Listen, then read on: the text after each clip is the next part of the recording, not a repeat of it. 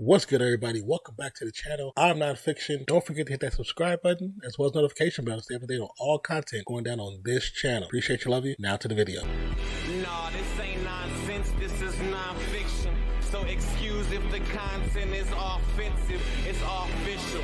Now that we have been acquainted, this is my pleasure, my pain, you were entertaining. What's good, everybody? Welcome back to Ready Set Geek. My name is NONPFIXION, and we have a reaction video here, not to a trailer, but to a breakdown for The Mandalorian, episode 2 from season 3. Now, we did 2 watch-alongs for episode 1 and 2. We'll be doing a watch-along for episode 3. More than likely, we'll be doing it the night it premieres. If not, it will be the next day, but more likely that night, which will be Tuesday going into Wednesday morning. Let's get into this reaction. It's going to be from Star Wars Theory. If you have not seen this channel or followed this channel, please trust me. The things you want to know about Star Wars, this is the channel to follow.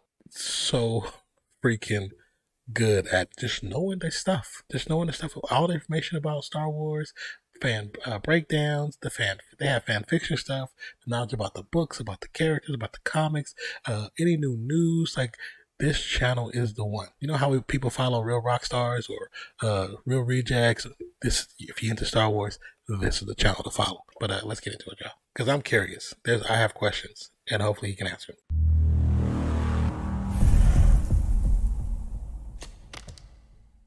Hey guys, and welcome back to another Mandalorian Season 2 breakdown.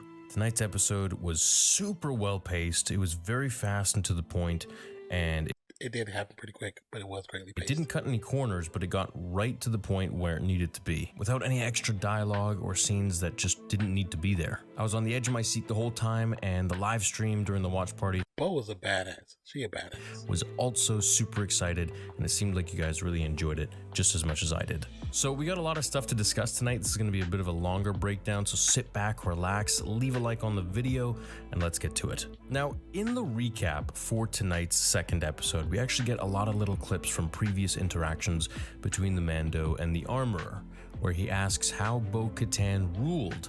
And she tells him that she cursed Mandalore, basically, that she lost her way and felt that she had claim to Mandalore because of the Darksaber and her royalty. However, in receiving it unhonorably, I like how he used the clips from Rebels, because that's where I got the information from too. She ended up cursing the world and being responsible for the state that it was now in. So as Mando sets his sails on Mandalore, he needs the IG-11 droid fixed, so he heads to Tatooine to see Peli Motto and ask for her help in finding the parts that he needs to fix the droid. We once again, of course, see all the pit droids and everything we've seen with Peli Motto in the previous seasons. Now we see Peli Motto speaking to a Rodian. This is the same species as Greedo was, and she's basically scanning. See, now, I like Star Wars, and I'm very interested in these characters, but at the same time, my brain will allow me to remember all the names of all these different beings and creatures in the story, or names. That's just being honest. Scamming him. She's buying up time so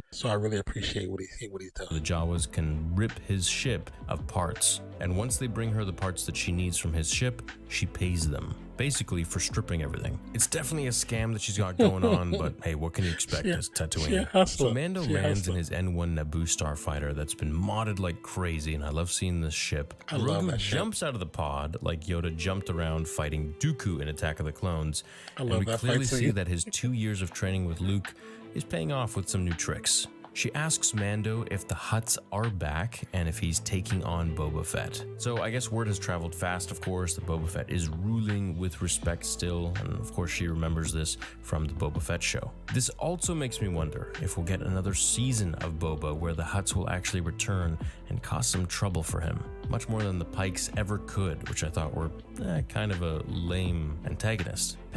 I agree. I enjoyed watching it, but I felt they could have did more with that. It says the Boonta Eve is happening, which is the Boonta Eve pod races, the same one Anakin Skywalker won back when he was 9 years old on Tatooine, winning his freedom and embarking his journey into the Jedi Order thanks to Qui-Gon Jinn. It seems the races are enjoying a Tokyo Drift style of match compared to the pods years ago as we first knew it. And it seems like they're kind of going through the town almost. So obviously things have changed, rules have changed, and there are different events going on. No luck from her or her Jawa friends for the parts. These are clearly very, very difficult parts to find. So she sells him the R5 unit. Now, I'm under the impression that this is the same R5 unit from A New Hope.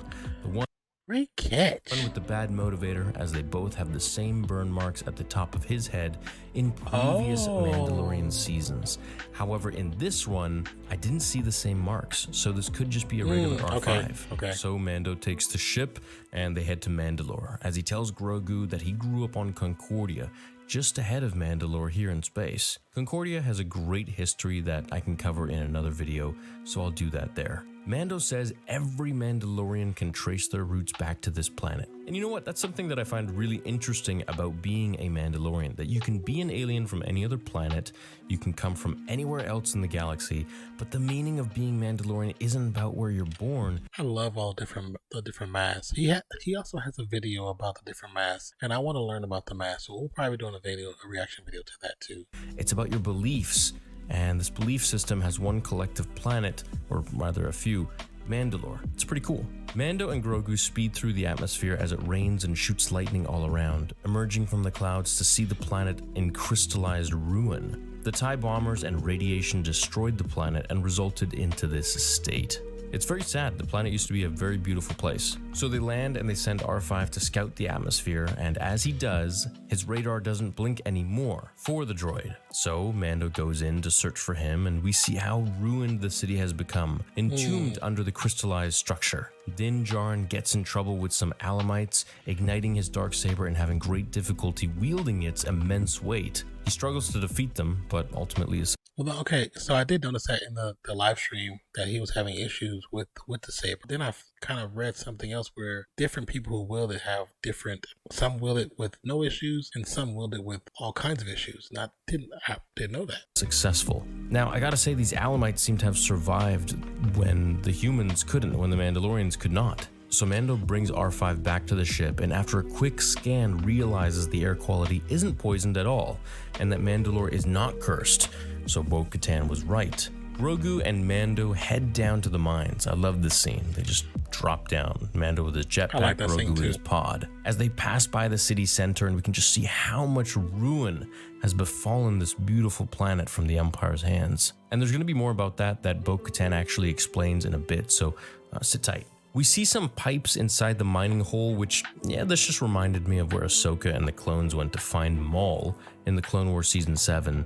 It just looks similar, but I don't think it's the same spot at all. As they walk through the mines, Mando picks up a dusty Mandalorian helmet when he's captured by a large cyborg with a General Grievous-looking eye. Super cool concept art. Whoever came up with this and then got it approved, you all did a great job. I really love this one. It had some old Revenge of the Sith concept art vibes, and stuff is really starting to feel more and more like George Lucas's, and I love it. Now, this dude is creepy. He moves like Grievous and is literally just a brain with one eye that moves from one mechanical machine to the next. Whatever this dude is, this creature, this thing, he has some very high-end cybernetics akin to Grievous's. And you know what? That's more than Vader could say, because Palpatine was trying to punish him. Grogu tries to free Mando with the Force, but fails, and so Din Djarin tells the baby to go get Bo-Katan. Now, some people in the live stream chat during the watch party were wondering why he didn't just go back to get Boba Fett. But I would say that's because there's less explanation needed with Bo-Katan and the fact that Bo knows Mandalore so well. As they land on her world, Baby Yoda grabs her attention and she scans the ship's logs and the droids. So they head in her ship, the Gauntlet Starfighter, which is a super cool looking ship, and they head back to Mandalore. She tells Grogu it didn't always look like this, as they land down and go find Mando, heading deep into the mines. She takes her helmet off as she stares at what has become of Mandalore. She says this was once a beautiful city and that her family laid claim to it all. Now it's just a tomb. Every time I see Bo's helmet, I just flashback of watching the Rebels. No matter what. So she's quite aware of her surroundings and her overall development as a person as she pushes Grogu aside and blasts down some more Alamites. We see how proficient she is as a fighter and Mandalorian as she makes quick work of them without the darksaber at her side. Heading into the General Grievous 2.0's lair, as I'm going to call him, where Mando is being held and his blood is being sucked or something like that, she fights him and then summons the darksaber when she gets down on the ground. as she ignites it and moves so smooth and swiftly around, unlike Din Djarin, who really just wields it like Thor's heavy hammer, and he's unworthy as heck. Bo beats the creature twice, once in his Grievous form, and then again when he moves as a little brain eye thing to his major mecha warrior suit. The Darksaber is rumored to be more powerful than a lightsaber blade, but who knows for sure in canon. I really want to find out more about the Darksaber, and I hope that they're going to reveal some canon information. Like, how'd they get the crystal? What does the crystal look like? What's so special about it? Why does it have that sound, that color? Is it more powerful? Is it more stable? So they make a hot cup of soup once Mando is rescued, and Din agrees that Mandalore is not cursed.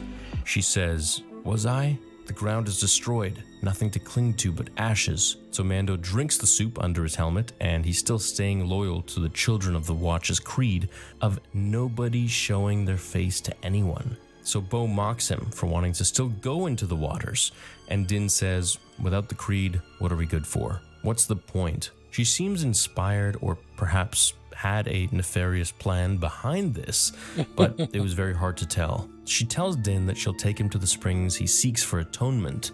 Grogu poofs, which tells me that he doesn't really trust Bo. He can probably feel her nefarious feelings, perhaps. You know, it's kind of like the whole time he was just like... She says the Empire set out to punish them, to wipe away their memory of their glorious planet as they walk through the mines. Bo says what's painful is not that the Empire destroyed them, but rather the civil wars that they endured as Mandalorians for centuries, leading to the weakness for the Empire to break them. Bo admits as a child that she went to the springs to play, but as her royal family would have her do, she would have to publicly recite the Mandalorian tenets in front of large crowds. So Mandalorian people love to see their princess do this, and I should mention the Mandalorian tenets are also known as Rasul Nair, and they're a set of core principles that define what it means to be a Mandalorian. The 6 tenets include wearing armor, defending oneself and family, speaking the language of Mandoa, raising children as Mandalorians, contributing to the clan's warfare, and answering the call to action from the Mandalore. Mando tells her that he wishes to have met her father and that he died defending Mandalore. So Mando pauses, stops walking, and says, "This is the way." She realizes how patriotic Mando is, and she seems to really like it. I think she's kind of got the hots for him, maybe, or respect for him. I think there's a bit of chemistry here, perhaps, and you should have seen the chat live stream log last night. People were going absolutely nuts shipping for these two, and many more, but we won't get into that. So anyways, I remember you guys. Shout out to you guys if you're here watching this breakdown, which you probably are. So anyways, maybe they got a love-hate relationship. We'll see what happens going forwards with that. So they arrive at the Living Waters, and this is where it gets crazy. It's a dark, dungy-looking place. She reads the plaque on the pillar, and it states that this is the place of the great mythosaur, that Mandalore the Great was able to tame the mythical beast. It is said that if a Mandalorian rides a mythosaur, they could control all Mandalore and Mandalorians. Now, okay, so when we were actually doing a live stream, and she was reading that, somebody came into the chat and they asked a question. So I was, responding to the question, and I missed that whole part. But now I'm glad that he actually kind of reiterated what she had said, because I totally missed that. And I had to ask somebody, "What is that?" And they was like, "Oh, the mythosaur or whatever." And I was like, "Wait, what?" I think this goes even beyond the authority of the Darksaber, to be honest. Personally, I think Mandalore the Great is just the new canon version of Mandalore the Ultimate. Now, Mando the Great was described by the Armorer and Bo-Katan as being, an ancient Mandalorian ruler who led the Mandalorians in many wars against the Jedi. He's basically known to have tamed and rode the giant mythosaur, which of course has become a symbol culture for Mandalorians. Now, Mandalore the Ultimate, who I think they're actually talking about, but maybe just calling it a new canon name, Mandalore the Great, has a very deep history, and I'm going to get into that in its own video. However, I'll briefly say he was a physically powerful warrior who led the Mandalorian Crusaders during the Mandalorian Wars. He was one of the last Tong to claim the Mandalorian titles, and Tong were just a species. He was known as the Great Shadow Father. He was always very upbeat, he was always very encouraging and motivating, and really went against betrayal, humiliation, and deceit, which he felt plagued them since the Great Sith War. Mandalore the Ultimate was cut down by Revan, and his mask was actually stolen by the Jedi in an act of both physical and symbolic victory, preventing the Mandalorians from regrouping by selecting a new leader. As Din walks into the water and recites his vows as a Mandalorian and the Creed, Bo looks on in admiration of his loyalty and passion for Mandalorians. She seems like she really respects it. As he recites and walks further, he drops like a sack of bricks in the water, all the way down to the bottom surface where Bo grabs him after jumping in immediately, and now blasts back up with her jetpack to the surface with Mando, when she passes a giant creature, a mythosaur, thought to be extinct. End of episode. This is freaking nuts, guys. Like, this was a creature that we didn't know still existed to this day. And here it was the whole time on Mandalore. So the mythosaur does still exist. Legends had it wrong that it got extinct. And I mean, Legends in the show when they explain it. It was on the planet all along. This means rule over Mandalore is still possible if one is to tame the creature, which is exactly what I think Bo-Katan will do.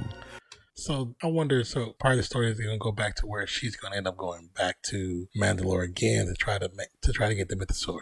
Is that going to have part of the story? Or that's something we probably won't see. You know what I'm saying? Because she definitely wants to rule. Like, that's 100%. We know that she wants the saber. She wants to rule. But now that the mythosaur is there, if she can tame the mythosaur, she's going to get that rule anyway. She may tame the beast and use it to defeat Din and take the Darksaber for herself.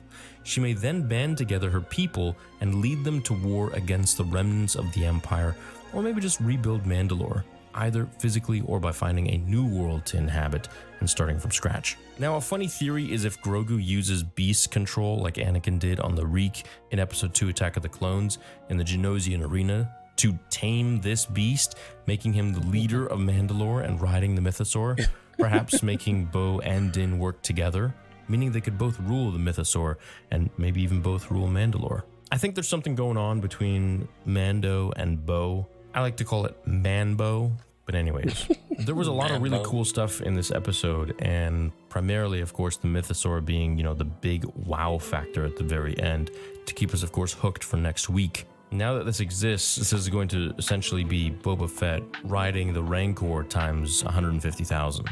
Let me know your guys' thoughts down below. I hope you enjoyed my breakdown. Have a fantastic rest of your evening, and I will see you all in the next episode on Star Wars Theory. Until then, remember, my fellow Jedi and Sith friends, the Force will be with you always.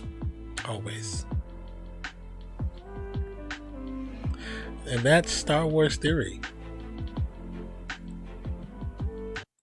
As you can see, he has multiple other channels from Movie Bros, Strength, like a Star Wars Theory, Fantasy Theory, Harry Potter, Cobra Kai, Dragon Ball Z. Just around, he has a Theory Talk live stream, but there's so many other channels that he works on, and he does great work. I actually started checking out, there's a couple of channels I do check out from him, and every channel that I follow that he belongs to or he owns himself, they're all good, all great quality. Once again, I'll put a link in the description for this video. So if you are watching the Mandalorian series and this question that you have, man, come check this dude out. Like, he knows his stuff. Like, he is the epitome of a Star Wars head. You know what I'm saying? Like, he knows his stuff 100%. Or if you watch live at the middle of the night when it drops, he has a live stream. I have a live stream. My live stream is not as knowledgeable as his, but I'm still trying to build it back to what it was, to have people come and watch these live streams with us. But if you're looking for a place where somebody who might be answering your questions in more in depth and give you answers pertaining to the canon of the stories, I can't help but recommend this channel. Would love it if you come to the channel and say hello, you know what I'm saying, when we're live streaming. But if you really want to know more information about it, because there's things that I just don't know about the characters, I just don't know about the stories. I watch it just like you guys who enjoy it, but if there's something you really want to know, you gotta check this channel out. Regardless, what are your thoughts on the series so far? I know we only had 2 episodes, and the first one was a little slow. Second one, like you said in the beginning, was very well paced, but it's told you a lot. And it felt like it told you a lot really quick, but when you sat back and looked at it, like, damn, that was 40 minutes. It didn't feel like 40 minutes. And I think because the story was so well told and it was just done really well. Underground in Mandalore, it reminded me so much of the original stories because it gave me that Jim Henson feel, and it just felt good. What are your thoughts? Do you think Bo is going to backstab Din and take the sword? Or is she going to play for the mythosaur and then try to get the sword? Or is Grogu going to use his powers and his gifts to kind of speak to the beast in his own Jedi way? Or none of that's going to happen at all? Regardless, Let me know what your thoughts are. Hope you enjoyed this video. Hope you enjoyed the reaction for this video. My name is Nonfiction. This is Ready Set Geek. Hope you have a wonderful day, night, evening, morning, noon, wherever you are in the world today. I appreciate you. I love you. And thank you for pressing play. Peace, love. We out, y'all. This was a good video.